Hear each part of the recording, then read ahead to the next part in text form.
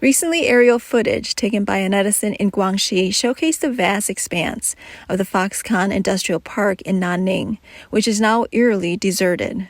A local man remarked, The Foxconn plant in Nanning once required massive daily resources, including 60 tons of rice, 280 pigs, 1.2 million eggs, and 80,000 chickens to cater to its workforce. Its dining hall could accommodate 12,000 workers at a time, and the facility employed 50,000 people. Amidst criticism, this industrial behemoth has now shifted its operations to Vietnam, marking a broader trend affecting Foxconn facilities across the country. This move serves as a reminder that even the most substantial operations are subject to change. In 2010, Foxconn and the Nanning High-Tech Industrial Park invested 2.5 billion yuan to establish the Nanning Fugui Precision Industry Company, which produces tablets, smartphones, GPS units, high-end routers, and network switches. Since starting production in 2011 and achieving a revenue of nearly 42 billion yuan by 2019, the electronics industry has been led by Foxconn. It rapidly became a cornerstone of Nanning's economy, transforming it from a relatively unknown, underdeveloped city to a major hub for exports. The plant directly and indirectly created over 100,000 jobs, including those for Foxconn's workers and the related supply chain enterprises. However, the prosperity was short-lived. Despite its significant impact on Nanning's GDP, this facility was not a central operation in Foxconn's strategy in mainland China and was underutilized. With the strategic decision to decrease dependency on production in mainland China aligning with Apple's direction, Nanning's facility was among the first earmarked for reduction. By 2020, Foxconn began transitioning some of its iPad and MacBook production lines from China to Vietnam, leading to the decline of the Nanning plant, which is now nearly empty. A local woman visiting the vicinity of the plant observed, "Is Foxconn leaving? The signs for Foxconn Commerce and Trade City have been taken down. Just last month, they were still up, and now they're gone. From what I've heard, there aren't many employees left. Maybe 3 or 4 buildings are still operational. The rest are either vacant or have been rented out. Does anyone know how many workers are still there?" Informed netizens commented that most of the Nanning Foxconn operations have moved to Vietnam, with only a few thousand employees remaining. Since Foxconn left, the street has become deserted. Even the real estate across, like Mei Lin Bay, which is ready for occupancy, has been discounted but still struggles to sell. Only a few households are currently undergoing renovations. Why has Foxconn's departure impacted the sale of homes here? There used to be a high demand due to the large number of employees.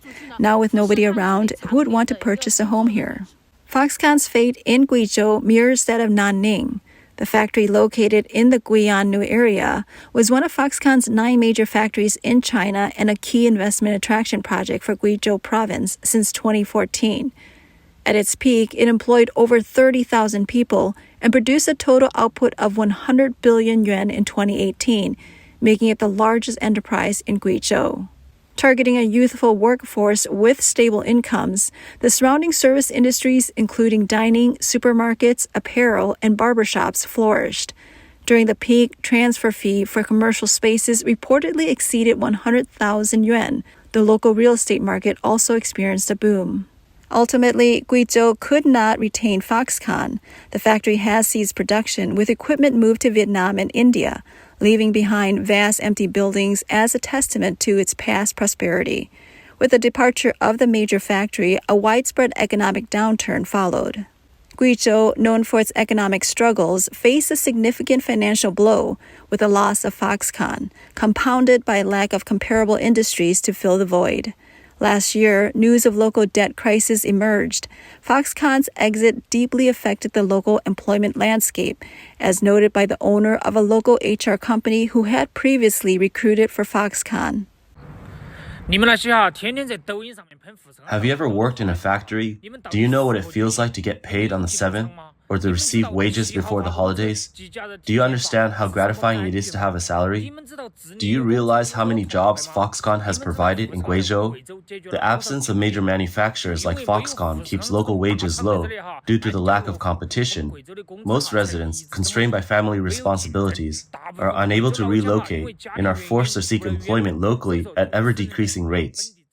In Zhengzhou, Foxconn, once the largest facility of its kind, still operates but at a significantly reduced capacity, with its workforce dwindling from 300,000 at its peak to just 40,000. This sharp decline has also dealt a heavy blow to surrounding businesses. Footage from April 17 shows the deserted commercial streets near the Foxconn facility by Zhengzhou Xinzheng International Airport, with many shops either shuttered or emptied. Who could have thought a factory could impact a city so greatly? There was a time when you could make money just simply by starting a business, but now every shop is closing down.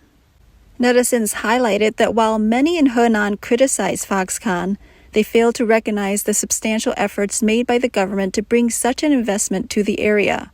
They pointed out that Foxconn's presence allowed an ordinary person from Henan to secure a job at the factory, ensuring a stable monthly income. With Foxconn's reduced presence, they questioned the current employment opportunities, asking, "What now? Have you seen BYD hiring? What are the wages?" Foxconn's impact on Zhengzhou and the wider Henan region is significant, as demonstrated by economic data. The Zhengzhou factory alone had produced half of Apple's global phone output. This activity contributed to 80% of Zhengzhou's and 60% of Henan's total export figures. Besides its economic contributions, Foxconn's presence in Zhengzhou was pivotal, particularly for the aviation transport industry. The area known as the Zhengzhou Airport Economy Zone expanded from 19.6 square kilometers to over 105 square kilometers in the past decade, spurred by Foxconn's establishment. The expansion of Zhengzhou's airport cargo operations to more than 1.1 million tons, making it China's sixth largest airport, was also a direct result of Foxconn's influence. Additionally, Foxconn's operation resolved significant employment challenges locally, attracting 4 million migrant workers over a decade and fostering over 300 related companies to establish in the local industrial park. This not only provided numerous jobs, but also propelled the city's industrial advancement.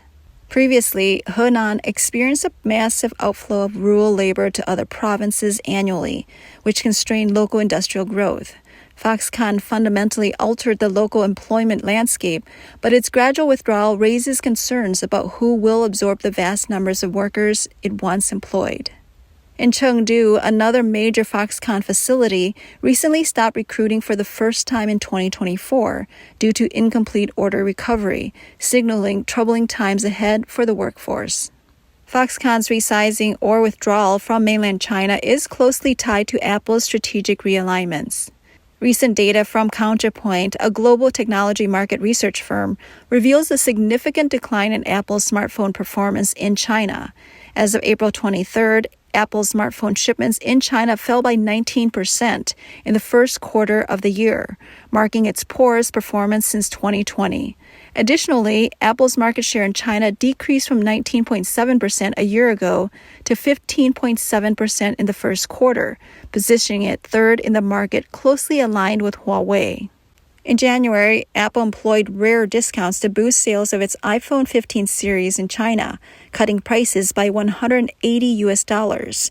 However, these price cuts failed to reverse the declining sales trend, with Counterpoint estimating a 24% drop in iPhone sales in China during the first 6 weeks of 2024. Data from International Data Corporation highlighted that while the global smartphone industry saw a rebound, Apple's iPhone shipments in the first quarter suffered a nearly 10% decline.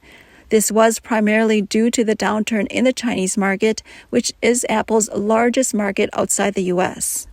The significant drop in iPhone shipments during China's Lunar New Year shopping season was attributed mainly to governmental pressures and competition from Huawei.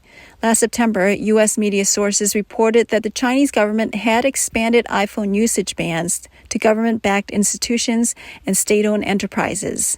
Insiders revealed starting from 2 months ago, many government departments across at least 8 provinces began to instruct employees to switch to domestic brands.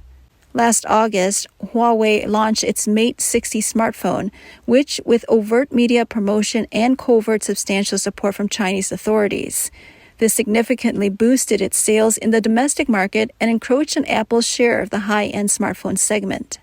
Ivan Lam, an analyst at Counterpoint Research, stated in a press release, Apple's sales were subdued during the quarter as Huawei's comeback has directly impacted Apple in the premium segment. Besides, the replacement demand for Apple has been slightly subdued compared to previous years. Political commentator Lin Yi suggests that several factors are prompting Apple to move its supply chain out of mainland China. These factors include the Chinese government's support for Huawei, reduced consumer spending in China, and escalating U.S.-China trade tensions. Recent frequent trips to India and Southeast Asia by Apple CEO Tim Cook also indicate this strategic shift. Additionally, while the Chinese government acknowledges that expelling foreign brands could damage China's economy, it seems to be overlooking these potential repercussions in its strategy to counteract U.S. policies. On April 15, Tim Cook began visiting several Southeast Asian countries, including Vietnam and Indonesia. During his visit to Hanoi, Cook met with Vietnamese Prime Minister Pham Minh Chinh and announced plans to increase Apple's investment in Vietnam and boost spending on suppliers in the Southeast Asian manufacturing hub. Apple already produces various products in Vietnam, including AirPods and Apple Watch. In December last year, Apple moved some of its iPad production from China to Vietnam. Major suppliers like Foxconn and Luxshare have also strengthened their supply chains in Vietnam. Official media reports that since 2019, Apple has invested $16 billion in manufacturing in Vietnam. After concluding his visit to Vietnam, Cook arrived in Jakarta on April 16th and met with Indonesian President Joko Widodo. While Apple currently has no manufacturing facilities in Indonesia, it has invested $98 million in opening 3 Apple Developer Academies in the country. These academies offer courses in coding, design, marketing, and project management to foster iOS app development talent. A 4th academy was established in Bali, and Cook's itinerary included unveiling this new Apple Developer Academy. For years, the Joko Widodo administration in Indonesia has been committed in attracting manufacturing to boost economic development. During their meeting, Widodo expressed hope that Indonesia could become a crucial part of Apple's supply chain.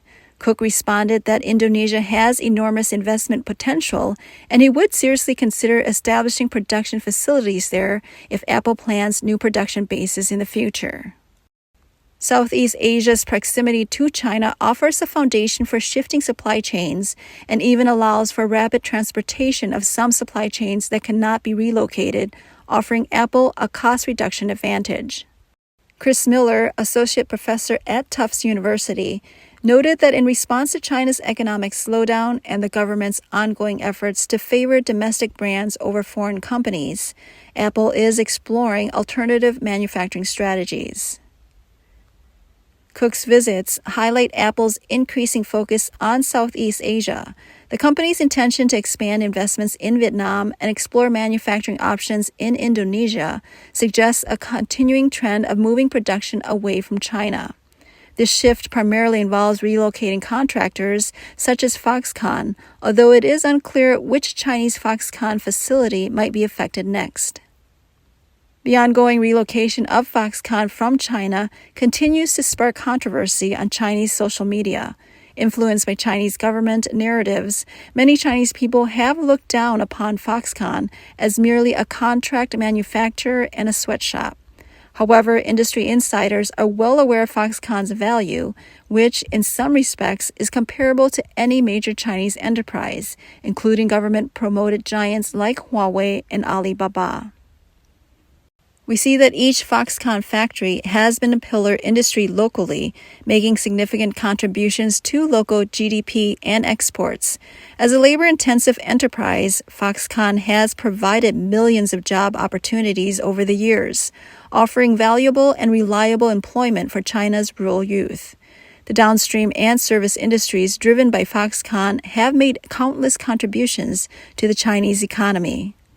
The reality has proven that with Foxconn, cities have prospered. Without it, industries have declined, especially in provinces like Guangxi and Guizhou, which lack other industrial support. Now, many Chinese media promote BYD as another manufacturing giant poised to take over Foxconn's business, even claiming that BYD has surpassed Foxconn to become the world's largest contract manufacturer. BYD, China's largest electric vehicle manufacturer, has also been involved in electronics contract manufacturing for many years. It is said that BYD has aggressively recruited core talents from various departments of Foxconn and infringed on some of Foxconn's patents. It has secured a significant portion of Foxconn's customer orders by leveraging cost advantages in its business divisions. When disputes arose between Samsung and Foxconn, BYD became Samsung's top electronic contract manufacturing partner. Recently, BYD has gained significant prominence by not only securing phone orders from Huawei, but also by acquiring Jabil Circuit, a subsidiary of Jabil, for 15.8 billion yuan earlier this year. This acquisition has expanded BYD's mobile electronics manufacturing operations to include facilities in Chengdu and Wuxi. However, BYD's contract manufacturing primarily involves products for domestic brands like Huawei and Xiaomi. To gain Apple's trust and enter its supply chains remains a challenge. Additionally, Apple's supply chain shift out of China does not allow BYD to enter the supply chain. Claims of BYD surpassing Foxconn as the world's largest contract manufacturer are merely wishful thinking among nationalistic fans. Furthermore, according to workers, BYD's employee treatment falls far short of Foxconn's standards. Like all mainland Chinese companies, it typically adheres to minimum wage standards. It treats its employees more harshly than foreign, Taiwanese, or Hong Kong-based companies, a fact widely mocked by netizens. Foxconn is just one of many foreign invested enterprises withdrawing from China, notable only because of its large scale and high profile. Thus, Foxconn can be seen as a microcosm. Its value is only truly appreciated once it's gone, and it may never be fully regained.